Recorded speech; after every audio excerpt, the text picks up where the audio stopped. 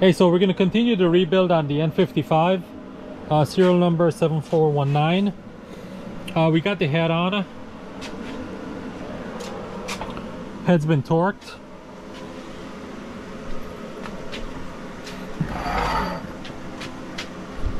Okay. Now we're going to begin the head assembly. So over here you can see that we've aligned each of the bridge, retainer spring, rockers, followers, exhaust rockers in alignment with the positions of 1 through 6. It's very important that you do that if you're using parts, because you don't want to mix it up, because mixing them up will cause idle fluctuations and yeah, idle fluctuations and improper idle, and you just want to keep it together to put the parts back to mate with the corresponding parts that has been worn in. Okay, so we've gone ahead and done that. That's aligned. These are being cleaned. Camshaft has been polished and dimensionally inspection. The journals has been dimensionally inspected and then compared to the bores of the head here to make sure that we've got good proper oil clearances. So that has been done. The eccentric shaft has been cleaned and polished. Eccentric shaft also has been we performed a run out inspection on the eccentric shaft to make sure that we're not excessively bent. So that's been done. You guys want to see how that's done, I'll link a video to how we typically do the run out on the eccentric shafts. Then we have the exhaust camshaft. So exhaust camshaft also has been polished, journals and lobes similarly to the intake. Journals has been dimensionally inspected 0 and 90 and compared to the bores of the ledges. The ledges, as well, as you can see, has been polished. So this is ready for insulation. Okay. If you take a look at the head here on the intake side, we've also polished the camshaft journal bores here. So these are all polished and ready for insulation. You have to make sure as well that this area here, there's no burrs. Make sure that's clean, nice and smooth, so everything seats flat. Okay, so we're gonna go ahead. The first step, we're gonna go ahead and install the camshaft. So let's get to it. We already got our new Teflon ring installed here. So first thing we're gonna do ahead is gonna put the camshaft in, and we're gonna spot check about 3 journals about the bearing oil clearances to the camshaft, the intake camshaft bores. Oil clearances was checked with a standard camshaft on the head when the head was rebuilt. So we know what that is. I'm just going to double check it after we did our polishing, make sure everything is still the same.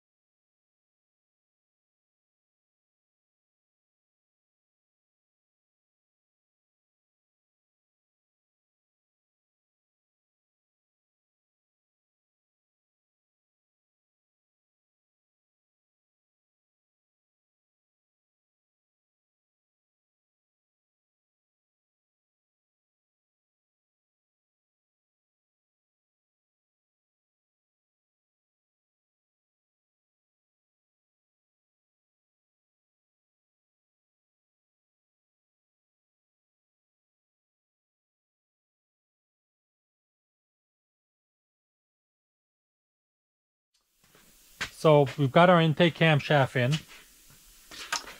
The bolts have been torqued to 8.5 Newton meters. So now you want to make sure you can rotate your camshaft, that it's free, that it's loose, it's not binding, right? And you can rotate it by hand. You should be able to feel any type of resistance. Okay? You guys, it's very easy to put a brand new engine together because all the parts are new. Nothing varies. But it takes a lot of skills and time to put a used engine together because you're working with so many different tolerances of parts that has been worn in, and especially if you're changing parts from one engine to another engine, they don't have the same same pattern of wear between the components. So you always want to be able to check as you assemble how it feels. Is it binding? Is it tight? Just don't go torque your caps down and forget about it, because once you put your springs on, you can't feel it. So what I like to do is I also go ahead and just put my Vanos on here with my new bolt, and I go ahead and check the breakaway torque. Okay, check my breakaway torque. I can rotate it by hand already, but I check my breakaway torque so I document it so I know how it feels.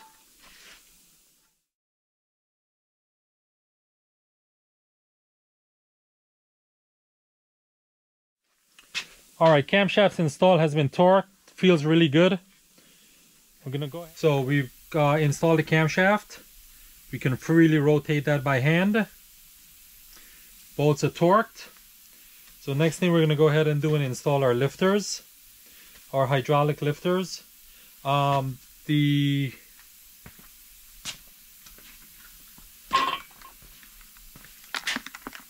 hydraulic lifters have been cleaned and bled.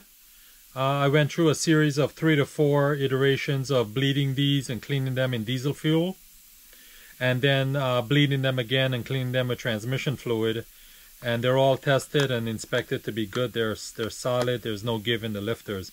If you guys want to see how I perform that cleaning and bleeding of the BMW lifters, I'll put a link up to the video up above.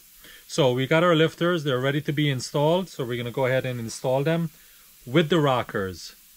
Rockers on intakes are labeled on the rockers from 1 to 5, and it's all a function of idle speed and speed, how high or how low of an idle function of the rockers. When you take this stuff apart, and I've said it already, keep all your pieces, your rockers, your cam followers, and your bridges, everything keep together. So all the pieces have been warning and made it together, so you don't want to mix that up. All right.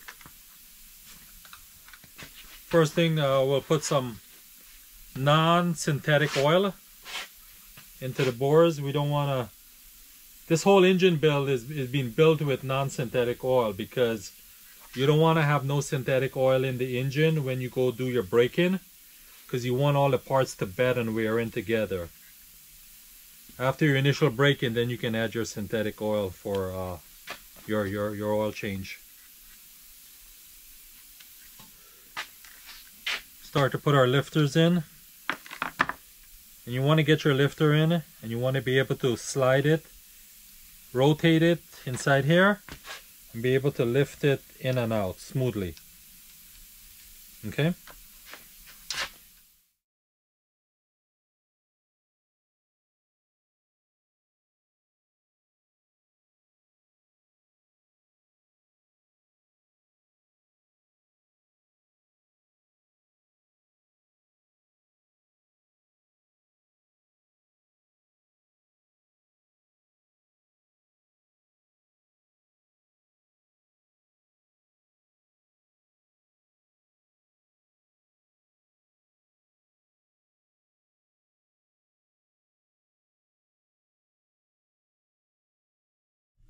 All lifters are in. They're all free to go up and down and rotate. Okay? Next thing, we'll go ahead and put our rockers on.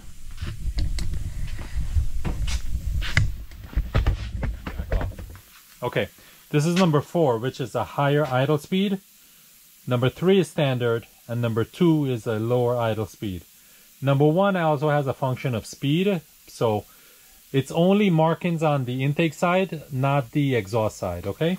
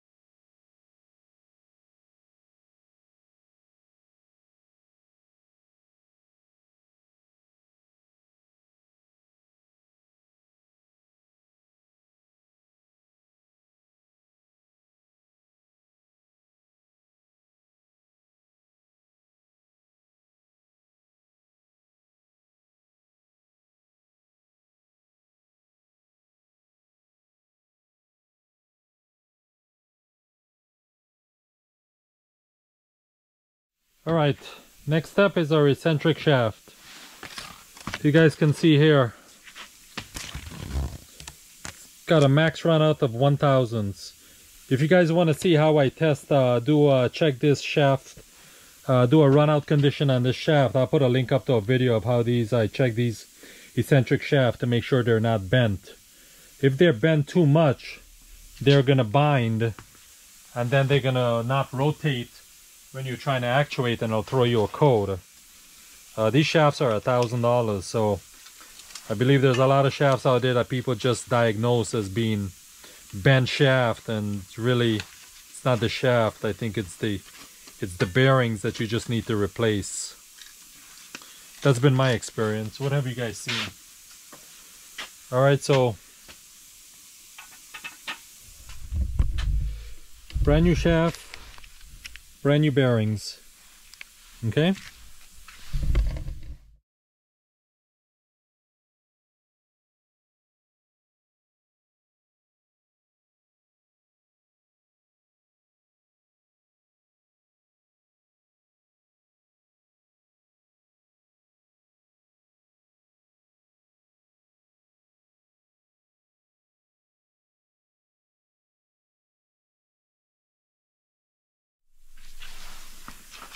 Go ahead and install our spring. You have to be very careful with this spring here. Okay? Careful with this roller bearing right here.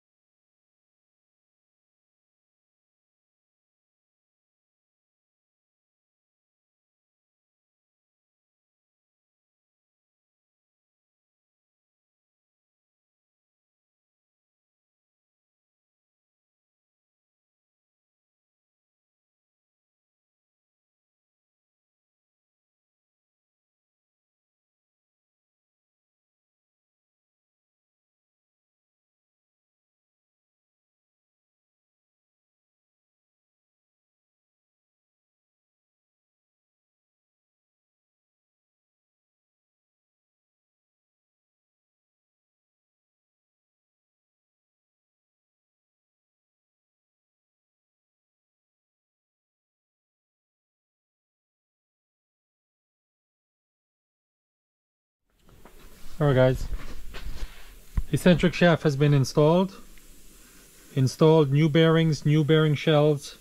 Caps have been installed in the number of orientation from 1, 2, 3, 4, 5, 6, 1 to 6.